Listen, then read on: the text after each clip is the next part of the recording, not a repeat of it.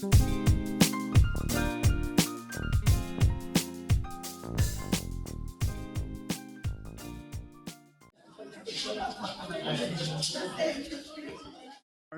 Mr. Mikey, so Tanda, you can call me that. I'm Kirsten Daniels. Nice to meet you. From Belleville South High School. So tell me more about the biodiversity garden that's going on at the school. Okay, so we just started this new project. I think we're about 30 kids involved with it. We just have, I think, around 9 different succulent species.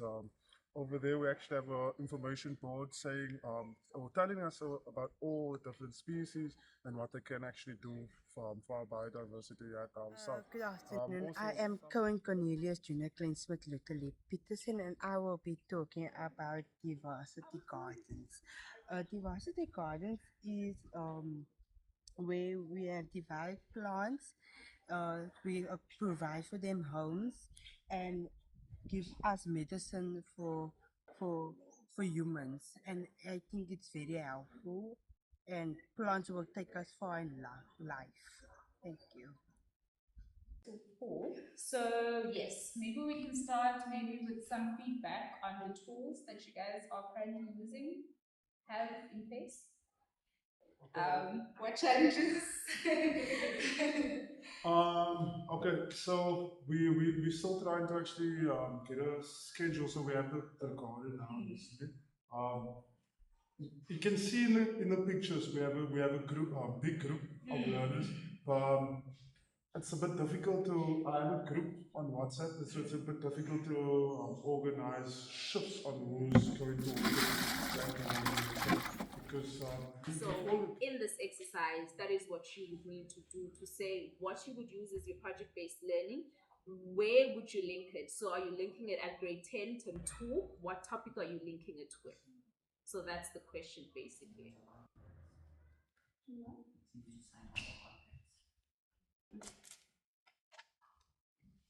So for your experiments, you need to fill up all three of your bottles.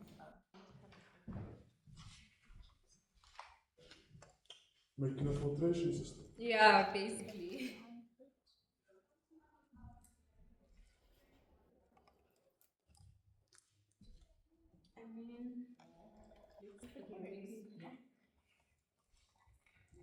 Okay, I think that should be enough. Okay, we can let that hang, should be fine. Okay, so let's throw in for this one and see. Try and throw in for this one. You have more plants, your soil will be less loaded versus if you just have this.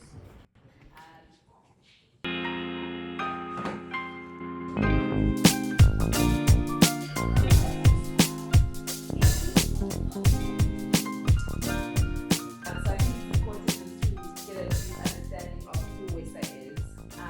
So we belong to the Schools and Youth unit. I'm the project coordinator for the Western Cape. We have different regions around the country. And what WESSA does is that we basically have these EE programs with schools and teachers as well. And our aim and mission basically as WESSA is to educate, advocate, and act for the environment. Hence, you'll find that with a lot of our projects, they're very action orientated, a lot of doing, and a lot of learn action as well embedded within those projects. And then just our vision is to be a trusted and highly effective organization that's working for environmental sustainability and social justice as well. And then just in terms of WESSA's theory of change, like I said, we want to educate through the implementation programs that we run with kids, and advocate as well as act for the environment through those action projects, and with the ultimate goal of a healthy and sustainable planet. And just about eco schools. So WESSA currently has 3 programs under its umbrella. We have Eco Schools, we have LEAF, which is learning about forests, and we have YRA. So this particular program belongs under the Eco School program.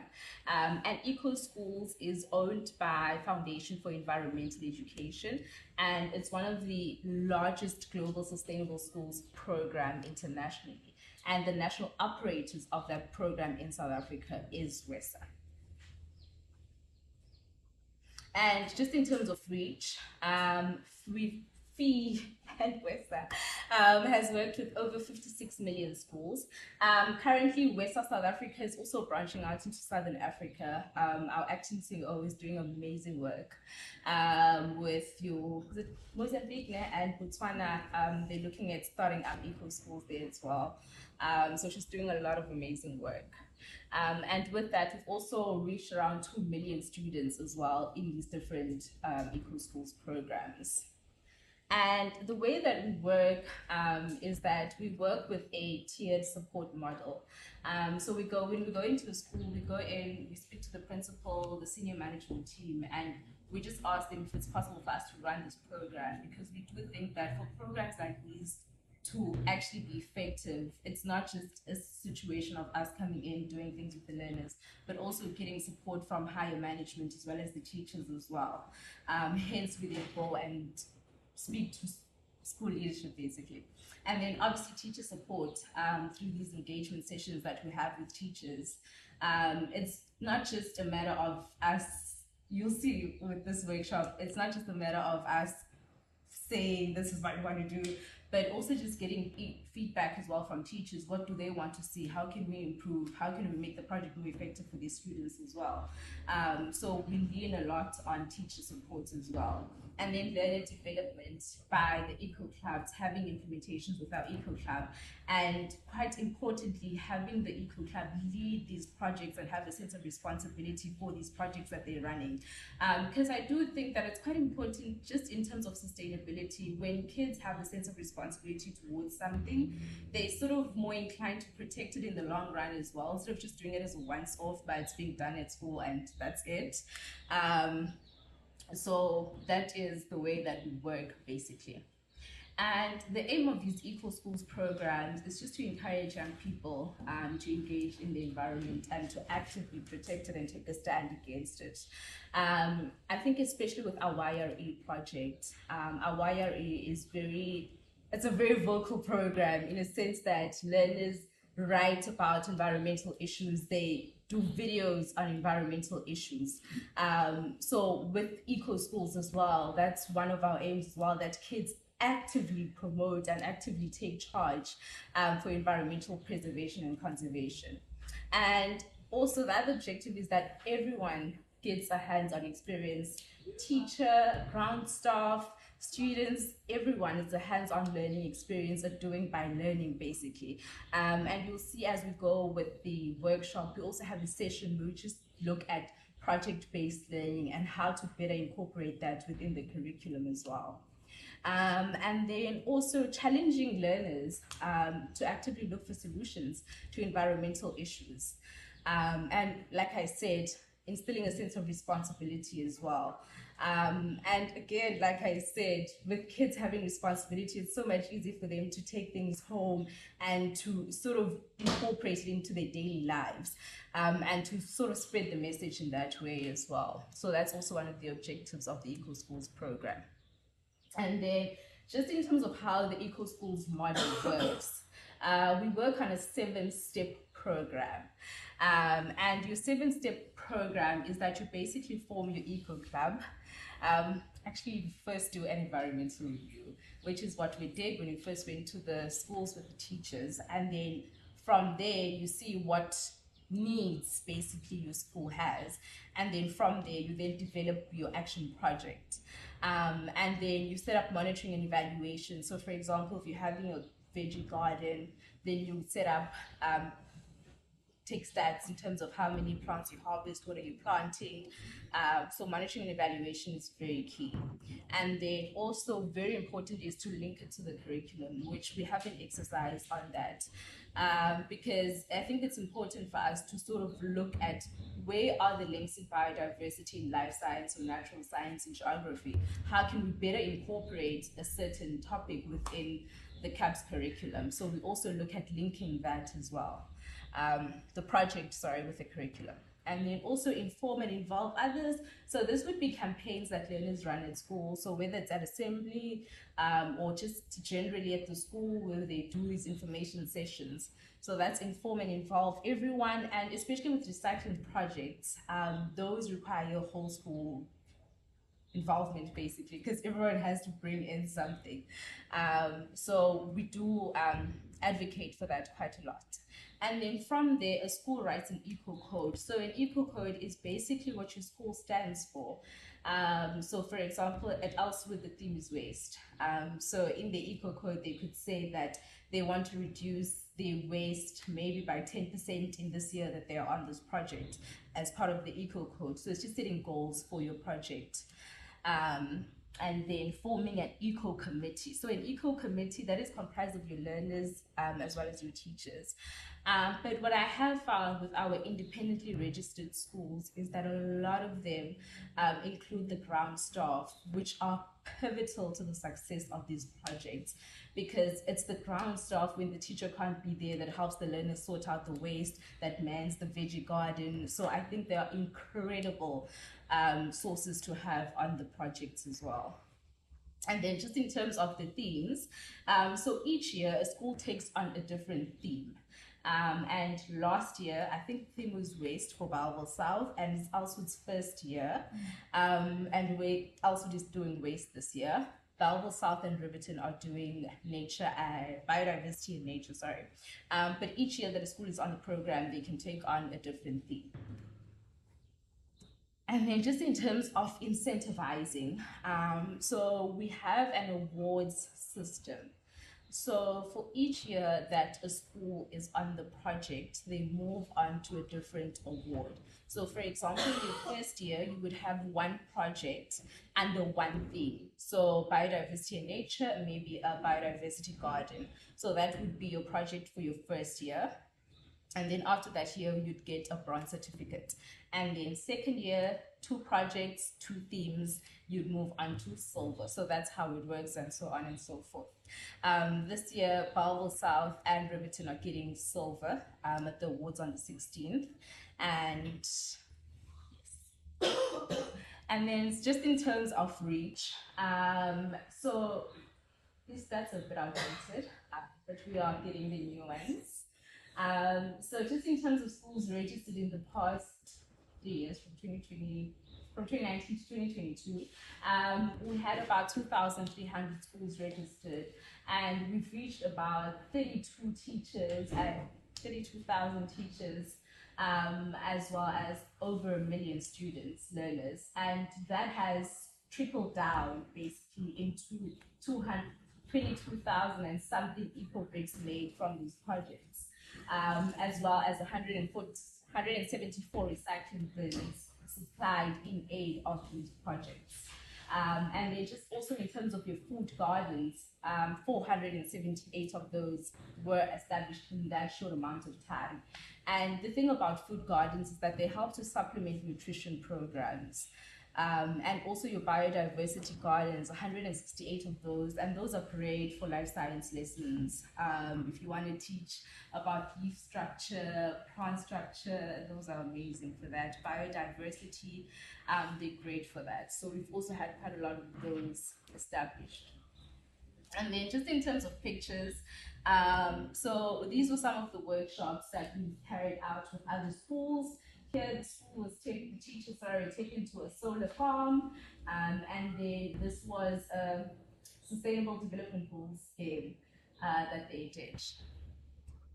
And then just in terms of some of the action projects, a lot of gardens, the harvest from the gardens, and then waste. A lot of schools like to do eco bricks with their waste, and that school over there adopted that plot to clean up, which was great. And just a bit more biodiversity and nature projects, and also water projects for people who do water.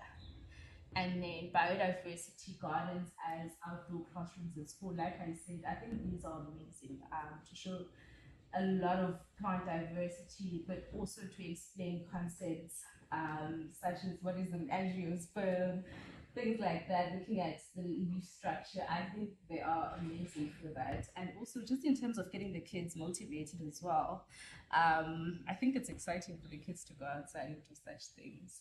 So they also help with that. And then what do kids get from nature experience? Teamwork. When we did the implementation with the surveys, there was a lot of teamwork. Because one of the kids were writing and then the others was trying to identify what plant it is. Other one was spelling when the other couldn't spell. Oh, there was a lot of teamwork into that. And also a lot of responsibility because at Riverton, because they're primary school, no one had a phone. So I gave one of them my phone. So they were now responsible for this phone that they have to carry. So, and also at Belleville South, there was the writer. Okay, I'm going to be the writer. So it was very nice to do that implementation. So it instills values like that as well. And also just knowledge on different plants and different animals as well. And soft skills, basically confidence, as well as observation. So a lot of skills come out of projects like these. And then we also do teacher professional training models. Like I said, these are information sessions where I do very little talking and the teachers do a lot of that. And also just building productive relationships so that we're able to help each other on this journey to sustainability as well. And also just looking for ways that we can improve how to teach certain concepts and how to incorporate certain things as well in the curriculum. Yes. So that is basically my introduction into who WESSA is. And the project is sponsored by Sun International. Thank you very much. Do you guys want to do a mini intro into graduates? No? No pressure. No pressure.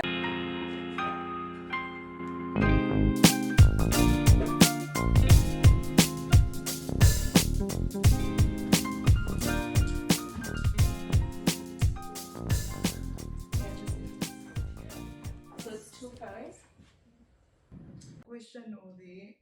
Do your students understand and care about what biodiversity is? Please explain.